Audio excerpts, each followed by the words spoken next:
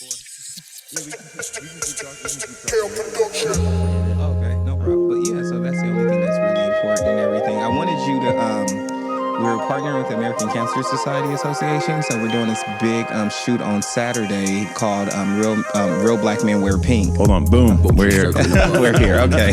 Now we're here. Okay. But what were you saying? Go ahead, continue. Okay, so we're doing this on Saturday. It's Real Black Men Wear Pink with the American Cancer Society. So we're having at least, I've confirmed 16 different African American men, and we're doing this whole pink shoot because it's in, solidarity and also to push the campaign for Black women and women in general to get tested early on for breast cancer, especially for Black women because their mortality rate is 40% higher than any race. And then once they reach over the age of 50, their mortality rate basically doubles. Yeah. And I wanted it too because women in general and Black women especially are always at the forefront of marches, protests, campaigns for anything. And so I thought this would be a great way for, them to see Black men coming together, fighting for them. Yes, and exactly. Yeah. And in a way that's fun. We're doing this also with Maya's Cookies, which is Black female owned and it's vegan. Her cookies are amazing and beautiful. So yeah, it's going to be fun. It's going to be a really cool shoot. Dope. It's dope that you are a part of all that. So let me introduce who I have here with me. We have someone who is a mentor to me, owner, founder, publisher of Black SD Magazine, founder of Catalyst Black, influential in the Black community here, just bringing Black business owners together, bringing Black culture together, doing a very important work that is, missing here. We're such a small population. Yeah. We need to do it together. No, we really need to. We really need to. We're really 3% of the population here. Yeah. But I don't know. Anyway, so tell people about Black San Diego. Black SD. Black SD Magazine. I found that because, a lot of times we talk in the community that there's no collectiveness, there is no this, there is no that. And I believe that those conversations are necessary, but we have to find real solutions that we are going to put into application, that we are going to start and see through and continue, And so for me, it was more so about this entrepreneur, the small business community that really needed help. I've consulted, I've been in charge of different campaigns, worked on with business improvement districts, worked with clients with 6-figure incomes a month, generating revenue from things like that. And I've seen all the pain points and painstakes that they went through. So, but also I didn't see any African-American ones, And then that's also the issue. There's a lot of African-American entrepreneurs and entrepreneurs, but not really business owners. Because if you're a business owner, you're doing this for 24/7 days a week. This is where you go, you wake up, you sleep, you hustle, you grind. You're an entrepreneur if you still have a full-time position or part-time. If this dream, if this passion, sometimes it could just be a hobby, isn't, generating the income that you can sustain your livelihood, then you're still an entrepreneur, which isn't bad, but you have to know the difference. Yeah. Knowing the difference is going to help you understand how to think about it differently. If you're a small business owner, you have staff, so your earnings after taxes are totally different than an entrepreneur who is earning enough just to go, yay, keeping myself up, keep my head above water. So that's what I created this platform for, not only to connect, but to tell the new narrative, that sometimes when people think of Black businesses, they always, we go straight to food. Yeah. And then we don't go to like vegan. We don't go to healthy options. We go straight to fried. And don't get me wrong, there's a time and place for that. But that's not the narrative that I like to push because there's such a wide range. We're such a spectrum, even within the Black entrepreneur and small business and creatives community in San Diego and at large. Yeah. So I wanted something that showed that new narrative, and something that really connected to those who wanted to be connected of it. Black SD Magazine is for it's where Black entrepreneurship, creativity, and cultural lifestyle is celebrated in SD. So you don't have to just be Black to enjoy what we produce. Yeah. You can enjoy it and just love the culture, love the celebration. It's inviting. That's what I wanted to do. I want to invite you into the culture and enjoy it and see the different things and go support those different businesses. I want to think outside of our own race so other people can see the beauty and the narrative of it that sometimes the media doesn't positively portray. Is it hard? So That's dope. The vision is dope. Like having a hub of Black creativity, Black entrepreneurship. That hub. How are we gonna draw it there? Like that's the challenge because like I feel like people appreciate Black culture in waves at their convenience. And see, that's the difference. If you see how we particularly operate, I work on a lot more partnerships with outside of the Black community, and I work on it on a regional sense, but also with different opportunities that help shine light on us. So the problem is that a lot of times that we ourselves ride that wave. When Blackout Tuesday or if it's, Black Lives Matter, sometimes we ride that wave and we don't realize that we're doing everything that we say our counterparts are doing because it's easy, especially with social media. You look at everyone was putting that Black square. Oh my gosh, they were putting that square up. They were taking it down. Don't say this, don't do that. I'm like, you see, how can we tell people we're unified if we can't even get unified over a square and a hashtag? Yeah. Like, that's crazy. Yeah, I had a lot to say about that. And so when people, and that's my thing. So it's just really, but I'm a little bit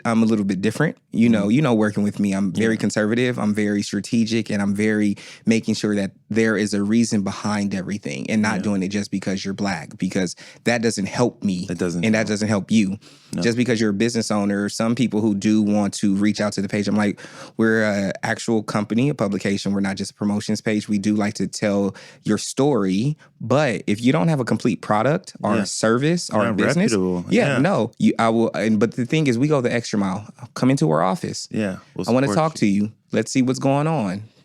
So yeah, that leads right into Catalyst Black. I was actually going to be a part of that first class, and I'm still getting some consulting from you. Yeah. But tell people, because it's really dope. It's a really dope concept because you have all these internships that the rest of the population can join, and you've created your own internship that takes on young in business and young in age business owners. So explain to people what Catalyst Black is. Catalyst Black is a 3-month free program. The reason why it's free is because one of the biggest barriers to success is finance.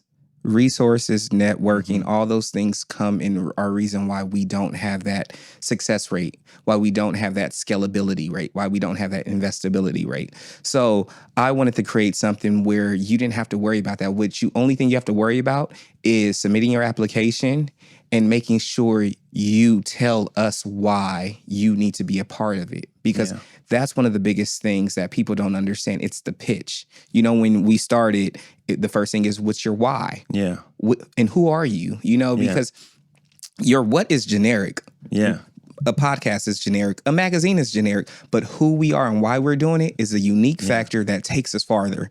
So that's where Catalyst Black, takes entrepreneurs. But honestly, the best part about it is it's customizable. Yeah. If you have to take some time off, if you have to do some things. When I say 3 months, honestly, I don't mean 3 rigid months, because there are programs for that. Yeah. I do programs where the thing is, we come from a community with a lot of social, cultural traumas and things. And, sometimes some people come in and they may even just cry because they need to talk. It's been a rough day. Yeah. I take a human approach to it. I'm not just coming in and telling you what I'm going to tell you what to do with your business. Sometimes let me make sure your head is right. Yeah. We don't have the luxury sometimes as our counterparts, and not saying that every counterpart to it. This isn't a racial thing, but the thing is, we don't have the luxuries where you have your parents who are going to get a second mortgage for you to live your best life. Yeah. Or to hope for you. You don't have it where you were even taught to save up enough and have a savings. To buy a home, yeah. And so when people are like, oh, I want to do this, I want to do that, I want to make sure you're not investing too early when you're not supposed to. Sometimes you're in the idea stage, in the concept phase, and some entrepreneurs, they come in and, it's funny because we started with the 3 of you. Yeah. And I'm actually proud to say that without even announcing it, it's been a lot on my plate, but I took on about 5 more. Wow. And yes, it's the best part is that you see people leave with hope in their eyes. Yeah. You know, but you also see that when like one of our newest ones, you know, at first I was going to do it like in this cohort style, and I still am, and that's where it is. But when some come and I see something special, I'm like, let me try something different with you, because there's lifestyle, you know, Jenny's vegan, and then even like Johnny Chalk Hands. Now we even changed the name of his entire business because it's Full Soul Expression, because he puts his soul into everything, and he does more than just murals and stuff. So I do apologize if he didn't want that out there yet. It's out. But it's out. It's all good. But those are the things. So when I'm having these different entrepreneurs come in and I look at their sales, you know, and they're talking, and, you know, I'm real big on those margins. Yeah. And some of them I've shown that most Black entrepreneurs, you know, they are, instead of increasing their prices the right way to a certain degree, where it's like $3 to $4 based off of most of your pricings, because most Black businesses or entrepreneurs are in consumer based businesses, about $3 to $4, right? Yeah. If you do that and you focus on the products that do sell well, or the services that do sell well, and you can double it, I've shown one that they can even increase to a 47% increase in their profit revenue. And that's from like an 11% that they started with. So what, I understand why, but what inspired you to take on more people? And where do you see it going like a year from now? And with these 8 people, because you know it's 8 now. 5, with the 8 people, what is at the end of the 3 months? So what made me take on more was that I knew everybody had a different journey in life. Yeah. And honestly, the great thing about the flexibility, and, you know, with the office space, my office, and with the executives, and, you know, thank you to Union Co-work for this amazing partnership and allowing all of these amazing things to happen, you know. And that's honestly why we actually opened up the office there, because I presented them the program to them first. It was supposed to be just a month program. It's supposed to be like that's where the catalyst came. It's supposed to, you know, bring about some change. But, you know, so going to 3 months, and then U3, and then some people reached out, and I said, you know what, it makes my days longer. And it makes it where I do have to, even when I leave and come to things like this, which are amazing, by the way. And then when I get home, I'm back on my computer doing different things, because, you know, still have content to put out, still have interviews, you know, we do different things. But what made it happen to go to 8 was that people need a chance. Yeah. People need people to believe in them. Yeah. And I want as many people to be educated, empowered, inspired, and able to, after you deal with me, after the 3 months, after your 3 months with me, you should be self-sufficient. When you come back and talk to me, I want to look back a year later, and that same questionnaire, I want to give it to you again. And I want to see everything there. And I want us to have a real good benchmark. And I want to look at everybody's answers and go, boom, look at how we grew together. Yeah. That's for me, being during this whole civil rights movement that's gone on, it's inspired me to just connect more with the community, because I find myself as a business owner, which I've found success. This podcast has a wide audience. I don't think it's mostly Black. I have a mostly white audience. Yeah. You know, it was important for me to, like, during this time, like, I need to connect with more Black business owners, because I was out on the moon. That's what it felt like. It felt like out here, it was like, I'm out on the moon. I'm the only Black face in every space I go, every business space I go, in every networking group, every networking event, I'm the only Black face. And so I think it's so valuable for you to be creating the hub. Every week you have something going on. Yeah. That's gathering Black. You had something with Black Creative this week. I don't want to miss. Black Creatives, HQ. Yeah. So you had that this weekend. We'll get into that. But for me, it was important to finally connect with the Black business community, because to me, you know, our politicians are not going to save us. Yeah, they're not. And you know, we got to go vote. We got to go do all the stuff and participate in democracy. We have a right and obligation to do that. But I think the obligation is, even if you don't do all of your business with Black folks, we should be collaborating at every turn. Yeah. And I want to have all of y'all on the podcast. I want to have, you know, all you creating content and all that. So tell people speaking of creating content, tell people what was going on this weekend. Well, with Black Creatives HQ, my creative director Tiffany Williams, she's a part of that program. They did this big. They are like the opposite, not the opposite, the complementary portion to like Catalyst Black. How we deal with more of the entrepreneurials, they deal with more of the creative. So they had this 2-week, 2 days of workshops like geared towards creatives because it's different. Yeah. Creatives don't really focus on the profit margins like that. Their branding is different. You as a lifestyle coach, I can take you and brand you. I'm like, okay, let's use what we got and really tell your story without, with also things that you don't like. You say you don't want to always be like the big attractive. I don't want to be that anymore at all. But okay, then that means we're going to put you in a sweater, not a sweater to make you look like Urkel, but a sweater to show that there's that other side of you, that professional side. I don't want to turn you into some professor or therapist look, but to show that, but that's also if you want to go that route. Maybe you like to be the cool, relaxed, laid back jeans. This is you, so it's just to show there's different sides of you, and that's what they were helping with as well with their thing. And some of the things we've done recently, I don't know if you've seen our Behind the Business podcast we do at Hendo Studios. I haven't seen it. Yeah. So, and it's hard to sometimes share, like we share it within the stories, but within and it's on the website and everything. But a lot of times when it comes to like the Instagram, because I like to feed to be very editorial and it's about you all and not necessarily about me. But I started Behind the Business, Hendo Studio. Shout out to Courtney. Mm-hmm. He, partnered with me to do that. So what I do is I bring a Black entrepreneur business owner to the studios and we have a similar dialogue. And it's when people get to know it's 30 minutes or sometimes we can talk a little bit more, but we get to like maybe 30 or 45. But because it was my goal to have people understand who these business owners were behind the scenes, because people were promote black. I'm like, but you don't even know if they like ketchup or mustard on their burger, if they have an allergy to something. We have a very specific like task at hand. Yeah. Because and this is, I'm gonna be honest, this is promote, buy black, promote black, and we don't do that. Yeah.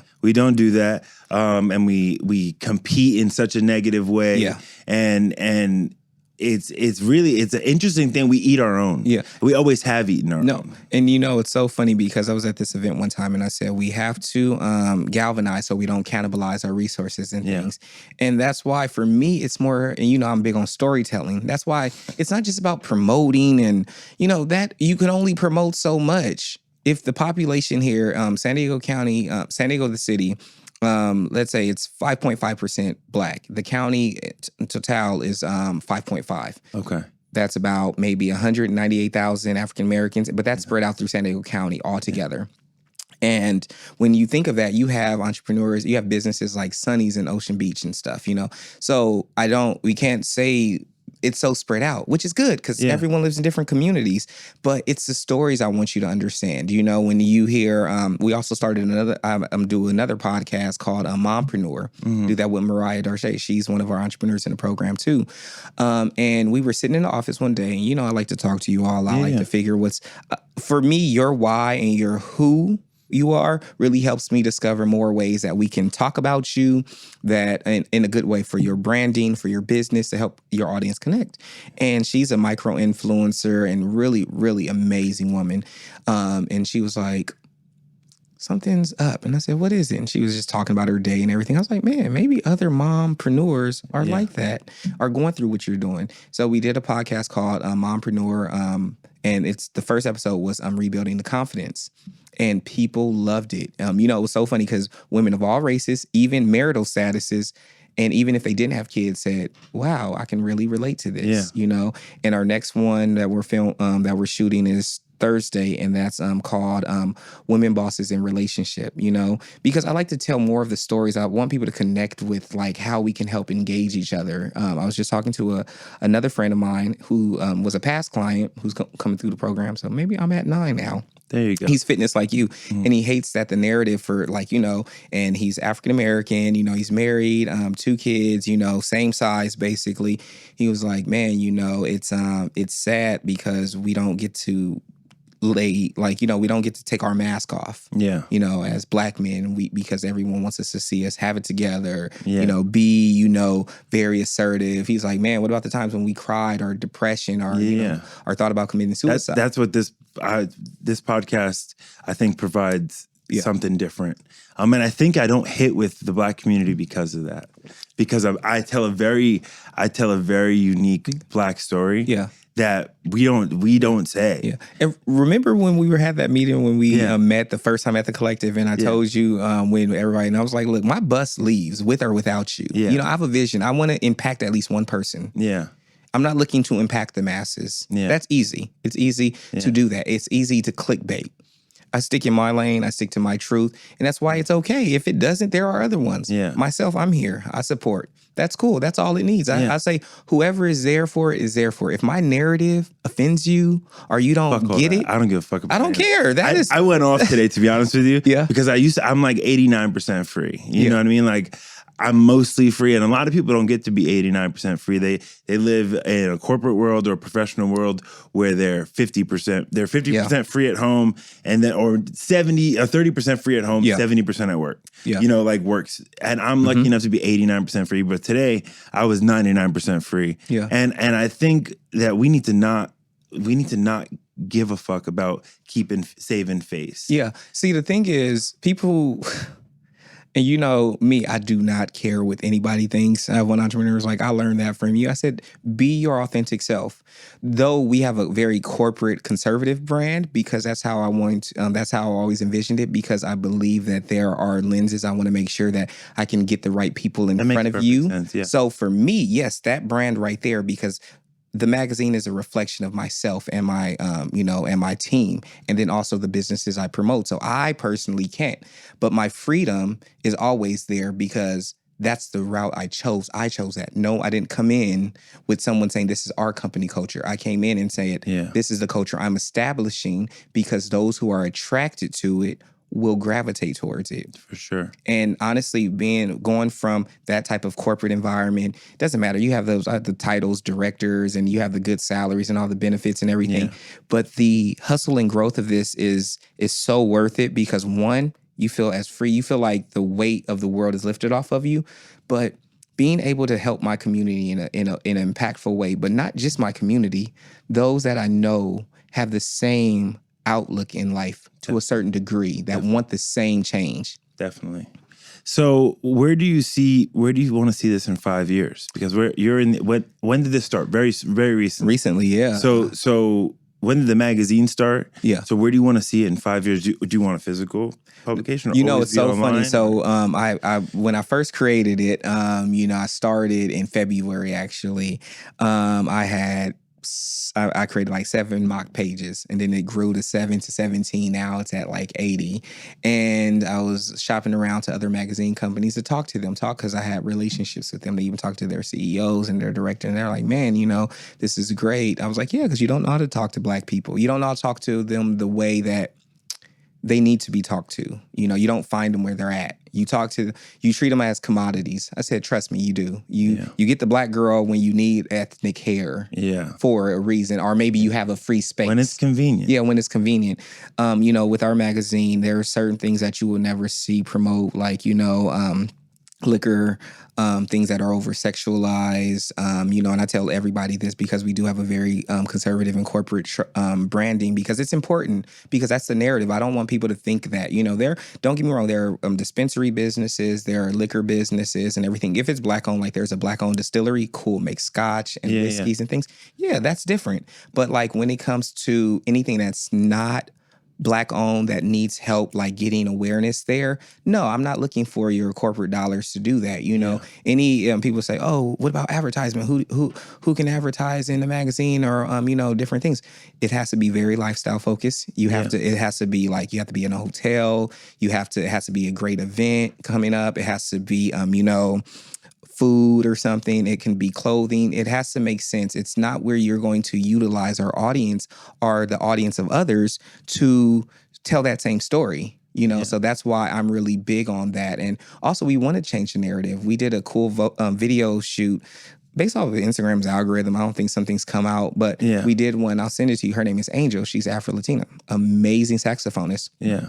People were complaining Send it. about, yeah, Send it to people me. were I'd love to share. complaining about, oh, Black women in music and everything. And so we went to Hendo Studios. I had this vision. I said, man, what if we did just this woman with a saxophone and lights? Mm-hmm. And it's just her. She had her coat on. It was just. Do you guys have a YouTube channel yet?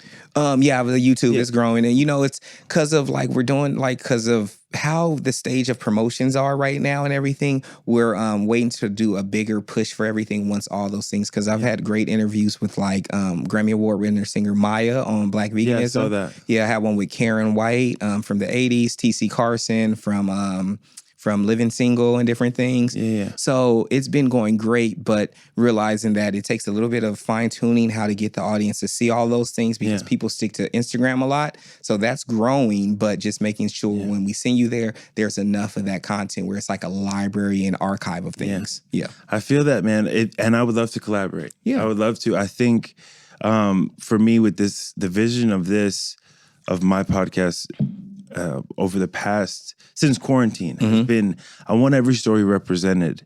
And I feel like we, especially in the podcast space and YouTube, there's like a lot of Black people on YouTube, right? And content creators, but we're not creating content together, and we're not being free with our content. We're not being wild with our content. And it's the internet. So I would love to collaborate and be wild on the internet because it's I feel like we got to be free, man. Yeah. And I feel like there's so much because you participate in that in the corporate structure, right? Yeah. Like you've navigated that. Yeah. But I think as Black people we're forced to pacify ourselves, put a shirt on because you can't, you have to be impeccably dressed. Yeah. If you're, you get what I'm saying? Yeah, no, we definitely. have to do that. Yeah. Because we're already judged first thing when you walk in, I'm 6'3", they're already like, fuck, this is a big ass motherfucker thing. And he's tatted up. So you gotta be impeccably dressed, but I want us to be free. Yeah. Be free to be reckless. Dave Chappelle talks about that. We have a responsibility to be reckless. Yeah. And there's a time and place for that. Yeah, and there for are sure. the archetypes for it. You know what I mean? And that's definitely your lane. And I want to be able to, and that's why I like to celebrate those things where it's like, oh man, maybe you're doing this crazy comedy show or something. Yeah. Hey, let's partner together, even though it's going to be something crazy, but it's something crazy. And it's so weird to say crazy in a controlled environment, but it's crazy that makes sense. Because sometimes people are just reckless to be reckless for sake. Yeah. And then it's like, okay, that was a little probably tasteless and it doesn't help people get to know who you are, and that's why when it comes to the content that when we create, we're doing different shoots and different things, but it's always about, this new narrative and really taking that approach. But that's because that's where I want to make sure people are highlighted that, oh man, there's this guy who went from recovery to helping recovery to doing this to doing it with his family. You're an open book. You let it all out. All of it. But there's no platforms that really celebrate that narrative of the Black individual where it's just raw. Unless something goes viral, then everybody's like, wow, oh my gosh, I love it. But it's like, wait, what happened when it didn't have 20,000 million views? When I think that's been a hard thing for me to break through, especially in both the white community and the Black community. Yeah. People are like, what the fuck is he what's going on? He's Black talking about suicide. He's Black being open about his past and I think that people have a hard time consuming that. Yeah. And my boy says that we're speaking in 5D. We're speaking a whole different language. They have a hard time consuming it because sometimes when people mentally have an image of you, not just you as a person, but you as a entire generation of men, that they are supposed to be very hypersexual, hypermasculine. There are these, we talk about it in social psychology, cognitive dissonance, and they call it the generative condition when you hold the strongest. And then that's when they go to cognitive reduction, replacement, and you're trying to make yourself comfortable to see what your mind sees based off of the externalities of the world. Now, the issue there is you didn't ask to be viewed a certain way. You literally came out the womb just so happenly by the genetic lottery. Melanin was there. Growth was there. And you can't be quirky. You can't be awkward. You can't tell people that Linkin Park is your favorite group, you know, Yeah, because yeah. they won't understand it. Oh, you must have grew up with white people or something. They're going to say some stuff like that. Yeah. Where instead, maybe you just gravitated towards a different type of movie, music, Yeah. flavor of things. It has nothing to do sometimes with upbringing. It has nothing to do with you disregarding your race, your community. But Yeah. sometimes people take that as an offense, like, oh, so Eric is, especially, and let's not get on it if you're in a biracial marriage Yeah, or anything, yeah. then they're gonna. Well, you know what we did. This is where we eat our own, right? Like this is where we eat our own. Like, and it's not only the general population doing this, but if you are outside of the box, if you speak a certain way, you dress a certain way, our existence is questioned. When I say our existence is questioned, you're not black enough. Yeah. Like, and that was my own experience growing up. It was like I would never be white, and that's like that was a no, that was a challenge. 'Cause I grew up in a white neighborhood. Yeah. You know what I mean? So it's like. Something here is not, and even in San Diego, I'm recovery. Yeah. Like San Diego recovery is predominantly white. There's just not a lot of black recovery. Yeah. Which is a problem, which we started a POC meeting. So we're like, we're doing what we can about it. But even being in the recovery space, one thing here is not the same, and that thing is usually me. And then when I got into when I'm in a black community, it's like, oh, you date a white girl. Oh, you are emotional. Yeah. Oh, you speak this way. And we eat our own in that regard as well. Yeah. Our existence is questioned. I think that's an experience that I don't think that our own community acknowledges. Yeah. Because, you know what I mean? I think it's funny. They acknowledge it when they want to talk about it in a demeaning way. You know, I grew up in the San Fernando Valley in Los Angeles, and the San Fernando Valley is not the regular part of LA. It's literally, Sylmar, Chatsworth, all those places. So I grew up very different as you did. And, my family used to try to make fun of me. But my mom, may she rest in peace, she really put that in me. She was like, you're just different and you're going to be different and you're going somewhere. So she told me that early on. So that's why I really people sometimes when we have conversations on race or culture or within our own community and people say, don't you realize this or see that? Honestly, it's not that I have blinders on in life. I'm just really focused on my next move. I'm focused on what I want to get done. As long as you're not in my way, directly or indirectly, I'm fine. I do not. I don't care. But then you gotta be like that. Yeah, that's the way. That's how it's. Yeah, we compete on a national and an international level, and that's why I treat my branding like that with our business. When my entrepreneurs come, I tell them I want to make you guys sharks. Remember, I said you guys are sharks. Yeah, I want to make you sharks. The reason why, because I don't want to make you guys wolves. Yeah. I don't want to make you guys pack animals. Yeah. What I want you to be is something. A shark goes on its own. Yeah. They may swim together, maybe, but a shark is on its own, and when it smells blood, it goes for it. It doesn't think. It knows nothing else can stop it. That's what I want you guys to be, But instead, we're okay. We have to be for the community. You can be for the community, but you always have to make sure you know what you're doing this for, and if you have enough bandwidth, resources. Because sometimes it's confusing. What does that mean? That's a very blanketed statement. Yeah. If I told you I'm for the community, how, when, why, how, where? What does that look like? Yeah. What does that look like? People, because it was like when everything was happening with when all the social injustice started and whatnot, that's why we started our Real Talk series. Our first episode was Black mental health discussion. And I started that because people were just sharing so much visceral trauma on Instagram. I saw that. I saw family. I'm seeing everybody saying, I'm tired, I'm hurt, I'm crying. And I understand that. It's a lot going on. It's a lot to take in. But we have to sometimes take a step back and say, are we adding to it? Because you sharing something with me that I cannot affect, change, doesn't help. If I share with you an article of something that happened 2 years ago, what is my purpose? Yeah, we're just sharing trauma. What's my purpose? Is my purpose for you to go, if did I share because I had trauma, now I want you to have trauma? Yeah. If that's the case, it's cool. Yeah. At least you had a reason. Yeah. At least there was an objective completed. Boom, you're good. Yeah.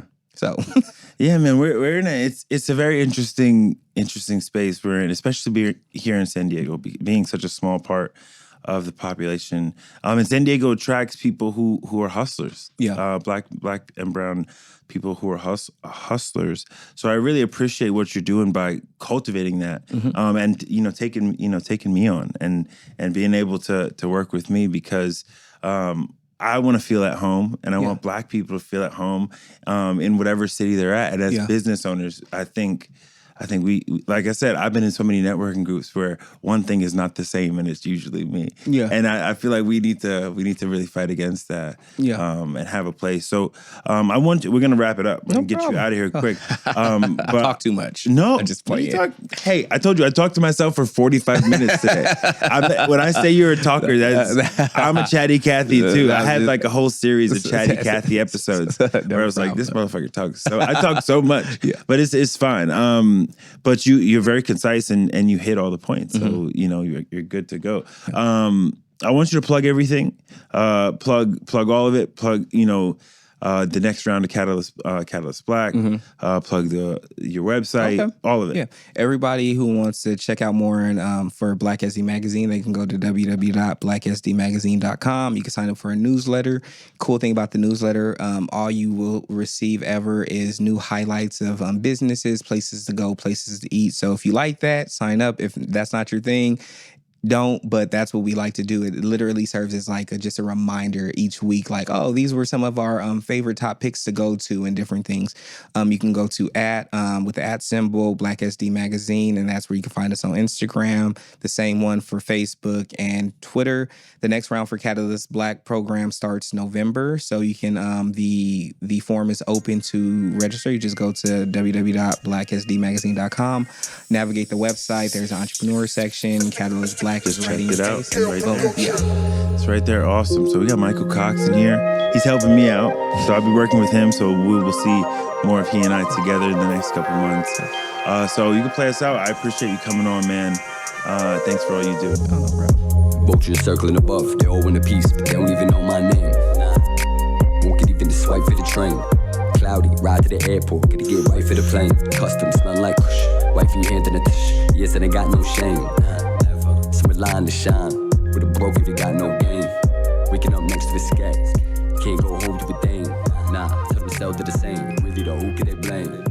I don't blame them either. They just wanna play the game and they're eager still. I don't wanna know you. I'm busy, you don't even know thyself.